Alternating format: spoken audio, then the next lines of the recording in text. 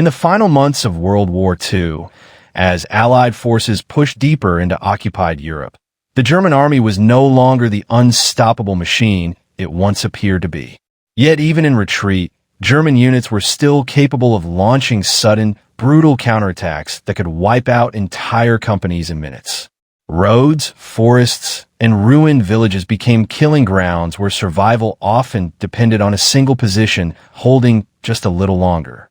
American infantry units advancing through these contested zones learned quickly that the front line was not a clear line at all. It shifted by the hour. One moment a road seemed secure, the next it erupted with machine gun fire and mortar explosions. In this chaos, individual soldiers were often cut off, isolated, and forced to make decisions that would determine whether dozens of others lived or died. It was in this environment that one U.S. Army sergeant found himself behind a single machine gun, facing an enemy force that outnumbered him many times over. The terrain mattered. The battlefield was not open countryside, but broken ground. Shallow rises, shell craters, tree lines, and narrow approaches that funneled advancing troops into deadly channels. Whoever controlled those channels controlled the fight. German infantry commanders understood this well, and so did the Americans. Machine guns were the backbone of defensive warfare in World War II. Rifles could harass, grenades could disrupt, but a properly positioned machine gun could stop an entire assault cold. It could pin men to the ground, shatter formations, and break morale before attackers ever reached their objective. The sergeant knew this. He also knew that if his position fell, the enemy would pour through the gap and roll up the rest of the line from the flank. There would be no second chance. As German troops began to move forward, cautiously at first, the sound of boots and whispered commands carried through the cold air. They believed they were probing a weak point. What they did not know was that one determined American was already tracking their movement through his sights. When the first burst of machine gun fire erupted, it was sudden and overwhelming. The Germans dropped instantly, some diving for cover, others frozen in shock. They had expected scattered rifle fire, not a sustained wall of bullets cutting through their advance. The sergeant fired in controlled bursts, exactly as he had been trained. He conserved ammunition, adjusted his aim, and shifted fire to prevent the enemy from pinpointing his exact position. Every movement was deliberate. Every second mattered. German officers tried to reorganize their men. Orders were shouted. New assault elements were formed. Mortar rounds began to fall, exploding nearby, showering the position with dirt and fragments. Still, the machine gun did not fall silent. Hours passed. Attacks came in waves, small groups first, then larger ones. Each time, the result was the same. The advance stalled. Men went aground. The survivors pulled back, leaving the field littered with bodies and equipment. Fatigue set in. The sergeant's hands were numb. His ears rang continuously. Smoke from the weapon mixed with the smell of earth and cordite. Yet he stayed at the gun. Leaving was not an option. By nightfall, the Germans believed they were facing a heavily defended position, possibly an entire platoon or more. In reality, it was still one man, one machine gun, and a growing pile of empty ammunition belts. The night brought no relief. Instead, it brought closer assaults. Shadows moved between trees. Grenades were thrown blindly. Tracers cut through the darkness as the sergeant fired again and again, refusing to give up the ground. Somewhere in the confusion, German commanders began to question their intelligence. How many Americans were really there? Why could they not break through? They did not yet realize the truth that a single U.S. sergeant had turned one defensive position into an unbreakable barrier, and that the fight was far from over. As dawn broke, the battlefield revealed what the darkness had hidden. The ground in front of the machine gun position was torn apart, churned by explosions and scarred by tracks where men had crawled forward and never crawled back. Helmets lay scattered. Rifles were abandoned where their owners had fallen. For the German units tasked with breaking through, the realization was slowly setting in that something had gone terribly wrong. The U.S. sergeant had not slept. He had not eaten. His shoulders ached from the recoil of the weapon, and his throat burned from smoke and cold air. Still, his eyes stayed fixed on the approaches ahead. Experience told him the next assault would be heavier. The enemy would not keep repeating the same mistake. German commanders adjusted their tactics. Instead of frontal rushes, they sent probing elements to draw fire, followed by flanking movements intended to slip around the killing zone. Mortar crews increased their rate of fire, walking explosions closer and closer to the machine gun nest. Each blast shook the ground, threatening to bury the position alive. The sergeant responded by constantly shifting his fire. He let small groups pass just far enough to expose themselves, then opened up from a new angle. To the Germans, it felt as if multiple machine guns were firing from different locations. The psychological effect was devastating. Every advance seemed to trigger fire from another unseen defender. At several points, enemy troops came dangerously close. Grenades landed within yards. Shrapnel sliced through the air. Once, the blast knocked the sergeant flat, ringing his ears so badly that the world went silent for several seconds. When his hearing returned, the machine gun was still in his hands. He pulled himself back into position and fired again. Hours stretched into an endless loop of attack, fire, withdrawal, and renewed assault. The German formations grew less coordinated. Officers struggled to regain control as casualties mounted. Some soldiers hesitated, refusing to leave cover, convinced that any movement forward meant instant death. From the German perspective, the situation made no sense. Intelligence reports had suggested a weak American screen, already exhausted and falling back. Instead, they were being stopped cold, unable to advance despite repeated efforts and superior numbers. Whispers began to spread among the ranks. This was not normal resistance. This was something else. Meanwhile, the sergeant worked through his remaining ammunition with ruthless discipline. He counted bursts. He rationed belts. When one box ran dry, he dragged another closer, never taking his eyes off the field for more than a second. Every movement was calculated, because a single mistake could end everything. By midday, German losses were undeniable. The ground they needed to cross had become a death trap. Attempts to suppress the position failed again and again. Even artillery fire could not silence the gun for long enough to exploit the gap. What the Germans still did not know was that the American line behind the sergeant was fragile. Units were reorganizing. Reinforcements were moving up. Time was the most valuable resource on the battlefield, and with every hour he held, the balance shifted further against the attackers. The sergeant was no longer fighting just to survive. He was buying time for hundreds of others. He understood that clearly now. If he held, the line would hold. If he fell, everything behind him would unravel. As afternoon wore on, German commanders faced a grim choice: continue throwing men into a position that refused to break or pull back and reassess. The delay was already costing them dearly, and yet they still could not accept that one American machine gun was the reason their advance had stalled.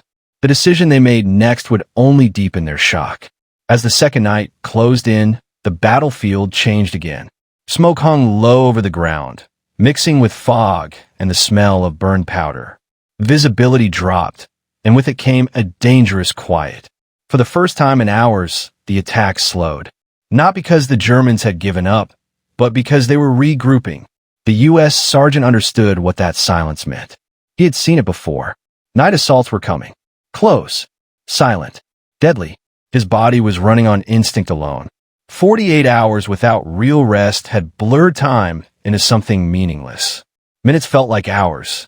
Hours vanished without warning. His hand shook when he reloaded, not from fear but from exhaustion. Still, when shadows moved in the darkness, his focus snapped back instantly. German infantry began probing again, this time crawling forward, using shell holes and wreckage for cover.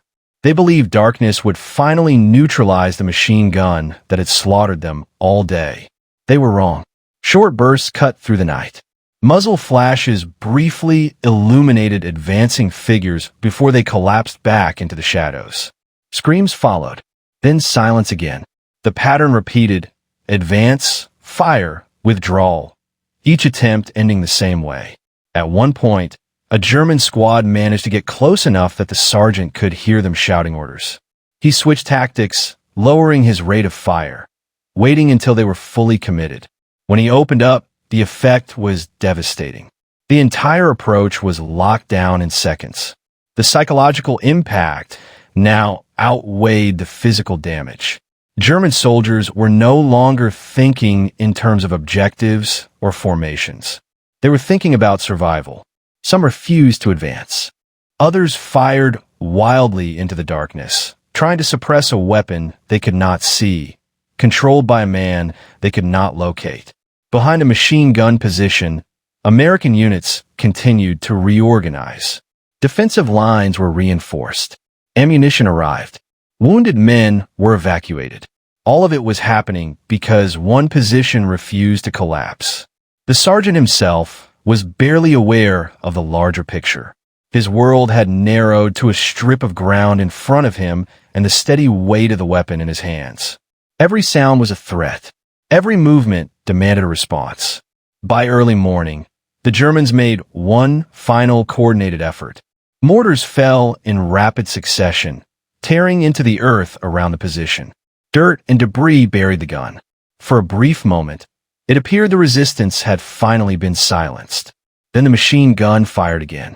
That moment broke something in the attacking force. The realization hit hard and fast. This position was not going to fall. Not to numbers, not to firepower, not to time. Orders were given to pull back. When daylight returned, the field in front of the sergeant told the full story. Hundreds of Germans had tried to break through one point and failed. What intelligence would later record as a defensive line was, in truth, held together by a single exhausted man and a machine gun. He had stopped an entire advance. And the shock of that reality was only just beginning to spread. Dawn revealed what the darkness had hidden. The ground in front of the position was torn apart. Craters overlapping craters, equipment scattered, bodies lying where momentum had carried them forward and fear had stopped them cold. For the first time in nearly 2 days, there was no incoming fire, no movement, no orders being shouted in German. The U.S. sergeant did not immediately notice the silence. His mind was still locked into combat rhythm. He scanned the field again and again, finger near the trigger, expecting another wave to rise out of the smoke. Only when minutes passed without a single shot did reality begin to return. His weapon was almost too hot to touch.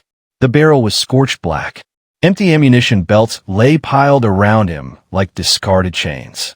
His uniform was stiff with dirt, sweat, and dried blood, some of it his, most of it not.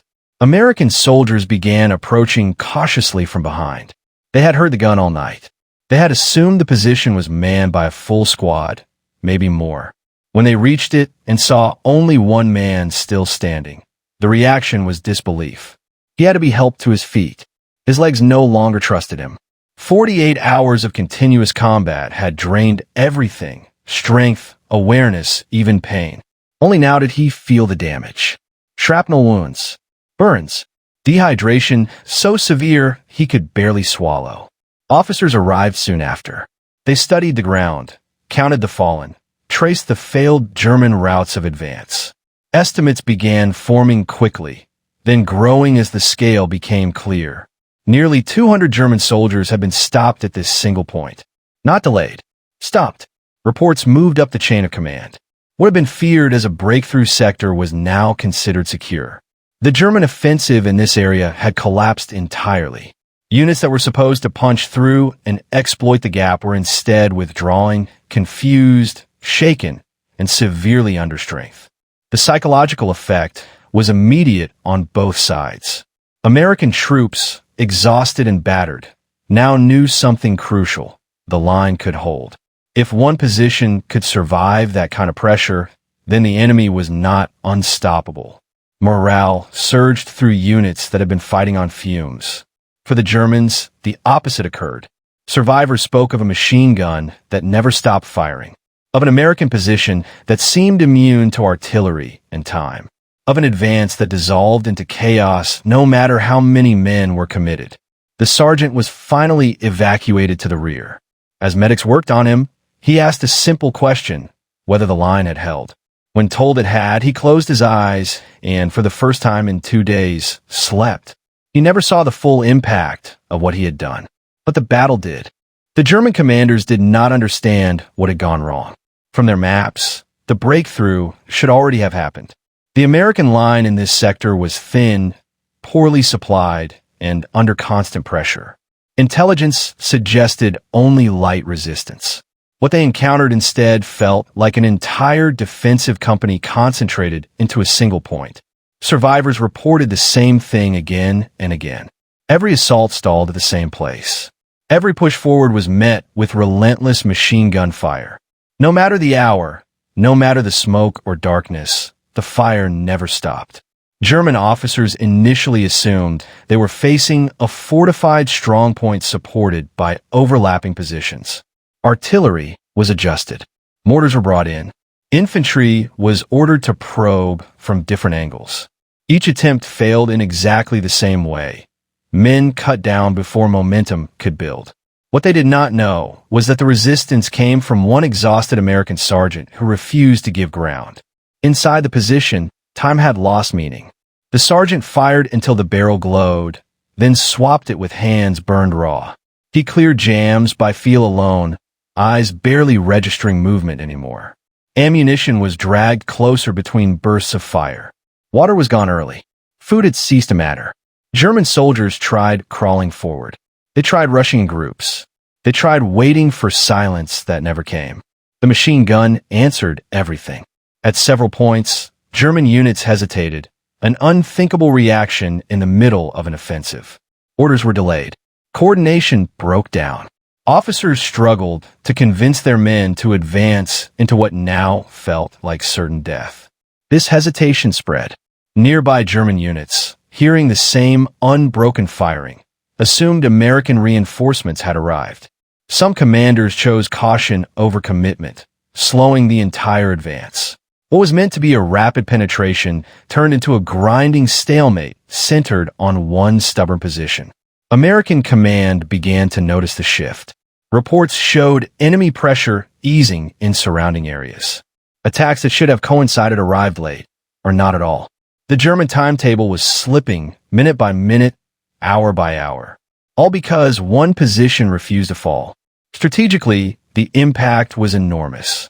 The German offensive depended on speed, shock, and continuous pressure. Losing time meant losing initiative. Losing initiative meant exposing flanks. And exposed flanks meant vulnerability to counterattack. By the time German commanders realized the resistance came from a single man, it was already too late to correct. The moment had passed. The window was closing, and the cost had been devastating. What should have been a breakthrough had turned into a warning. This battle would not be easy, and the Americans would not break quickly.